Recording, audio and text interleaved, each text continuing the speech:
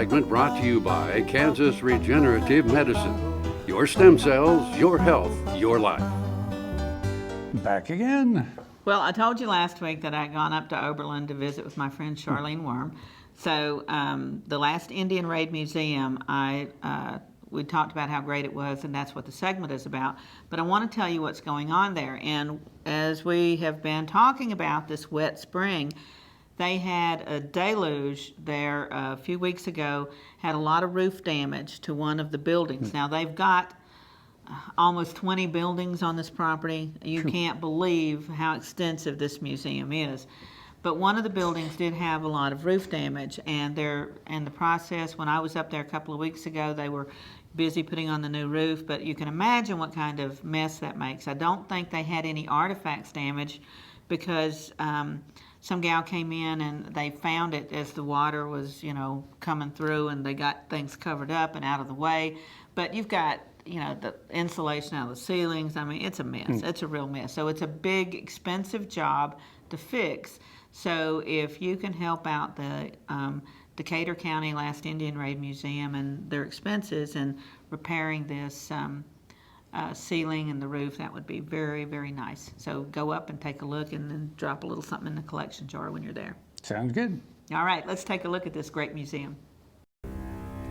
Following the Civil War, America moved west, by the hundreds, by the thousands.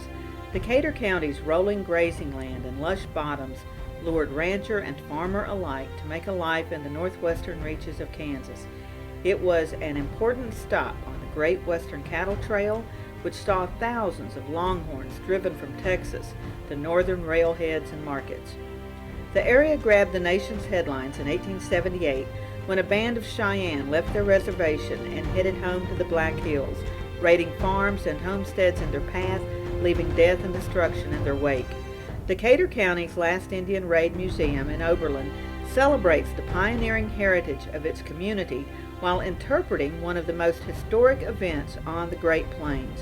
More than a dozen buildings with thousands of artifacts tell the stories of men and women who built schools and railroads, soddies and silos, grocery stores and churches. Their clothes, their tools, their transportation, their photographs, all combine to tell the remarkable story of forging the bonds of community. For the tourist, the museum is a fascinating glimpse into the story of pioneering America.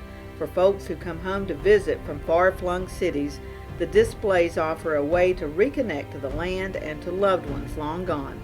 Photos of high school classes line the walls of the Alumni Room, faces that are forever young. Situated at the intersection of scenic highways 36 and 83, Oberlin is the place where friends have met on brick streets for generations. The museum is one of those locations that gives friends a reason and a place to come together once more to reminisce or learn something new. Follow the brick streets of Oberlin to Decatur County's Last Indian Raid Museum and meet your friends there.